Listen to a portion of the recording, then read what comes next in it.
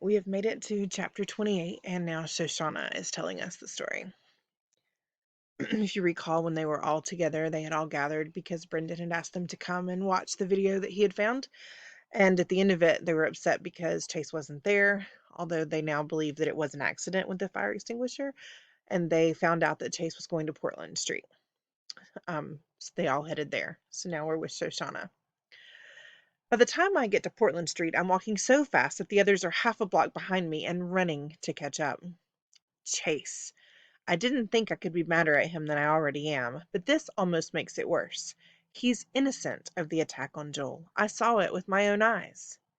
It was easier when I could just hate his guts, no questions asked. But it's not as simple as that. Now, every time I work myself into a good rage, I'll see him trying to protect Joel, or working with the video club, or interacting with Mr. Solway. And that will ruin everything. It's the mix of good and bad that makes my head spin. Worse, a lot of the mean things I said turn out to be wrong, and it might be too late to take them back. In the lobby, I wait for the others to catch up and drag them down the hall to Mr. Solway's room. I knock on the door, but burst inside without waiting for an answer. The old man is doubled over in his favorite chair, working at his sneaker lace with intense concentration. Spying me, he exclaims, "Well, don't just stand there. Come on in and help me undo this knot." I don't bend in the middle like I used to, and when I do get close enough, I can't see it. I step inside, and the others follow. "By all means," Mr. Solway adds. "Invite the whole world. Watch the old codger trying to untie his shoes. Who's bringing the popcorn? You're going to have to blow up the balloons yourself. I haven't got the wind for it anymore." I kneel down and pick the knot out of his shoelace. "Mr. Solway," I ask, breathlessly, "has Chase been here yet?" He shakes his head. "Haven't seen him in days. You either," he adds, a little accusingly. I feel awful. I haven't come by since Joel got hurt, and now I realize that Chase hasn't visited since that horrible day either. It never occurred to me before because my only thoughts about Chase were how much I despised him. But to Mr. Solway, it must look like we didn't need him anymore because our video was finished and we just tossed him aside. It's my fault, I confess. I got mad at Chase for something that was only partly his fault. That's why he stopped coming. Not because he didn't want to see you, but because he didn't want to see me. And I stopped because I didn't want to run into him. I feel a hand on my shoulder. Joel is standing next to me, and I realize that he's trying to tell me I'm getting so worked up about this emotionally that I'm not making much sense. A crooked smile spreads over Mr. Solway's craggy face. "I wouldn't be young again for all the tea in China." Kimberly steps forward.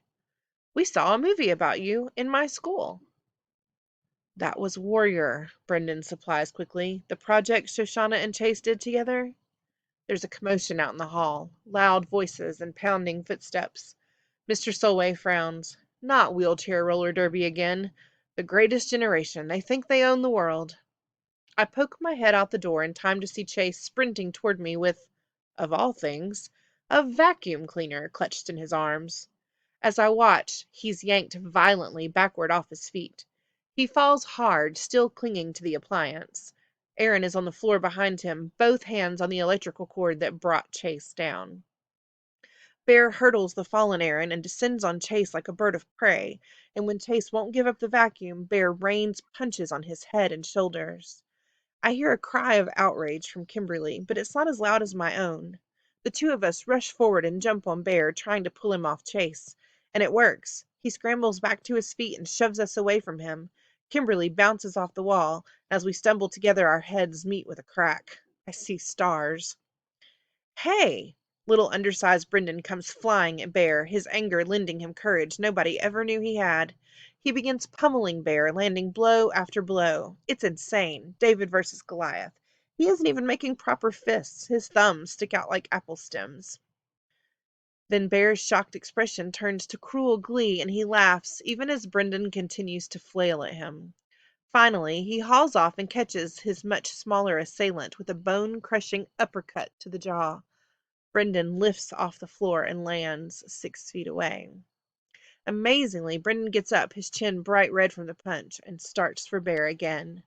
Chase is on his feet, reaching out to hold Brendan off. It's a good idea. Those two gorillas could really dismantle him. Aaron snatches the vacuum off the floor and draws it back like a baseball bat, and the ball is Chase's head. I rasp a warning. Chase! Mr. Solway's walker comes freewheeling down the hall. It slams into Aaron's kidneys, just when he's off balance for the home run swing. He and the vacuum tip over backward onto Bear. Three of them, Aaron, Bear, and the Hoover, clatter to the floor. Ha! Bullseye! Exclaims Mr. Solway with satisfaction. There they are! The heavy doors at the end of the corridor are thrown open, and Joel appears, leading Nurse Duncan and two security guards. Way to go, Joel. At least somebody had the brains to go for help.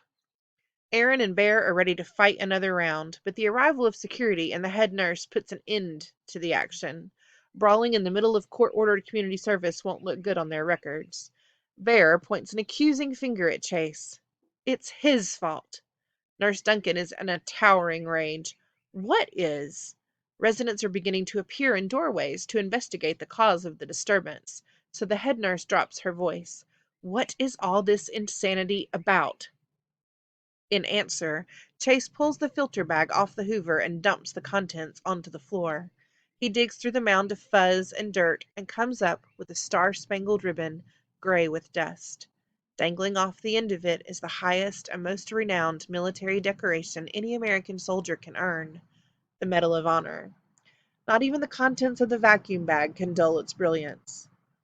Is that mine? Mr. Solway asks in amazement. Chase nods. I took it from you.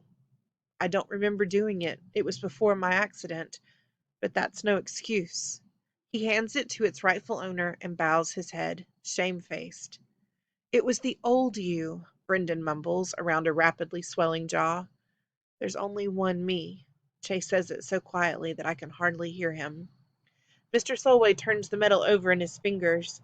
He seems stunned. What about those two clowns? He asks. Were they in on it? Aaron and Bear turn terrified eyes on their former best friend. It was just me, Chase replies. I took it, and I hid it behind a loose cedar shake on the roof of my house. That's what I was doing when I fell. I guess I got what I deserved. He shakes his head. I don't know why I would do such an awful thing. I must have thought I could sell it.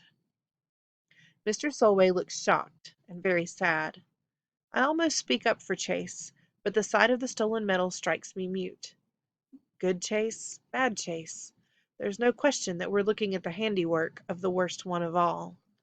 I can tell that Joel wants to support Chase, but he doesn't know what to say. He's the quiet twin. I'm the mouthy one. Brendan's jaw is turning purple, so he's not talking either. Kimberly's completely lost, and Aaron and Bear are so relieved that no one's blaming them that they're keeping their mouths shut too. The only words come from Nurse Duncan. Well, I have no idea what any of this is supposed to mean. The one thing I understand is that a crime has been committed here. She takes a deep breath. I'm calling the police.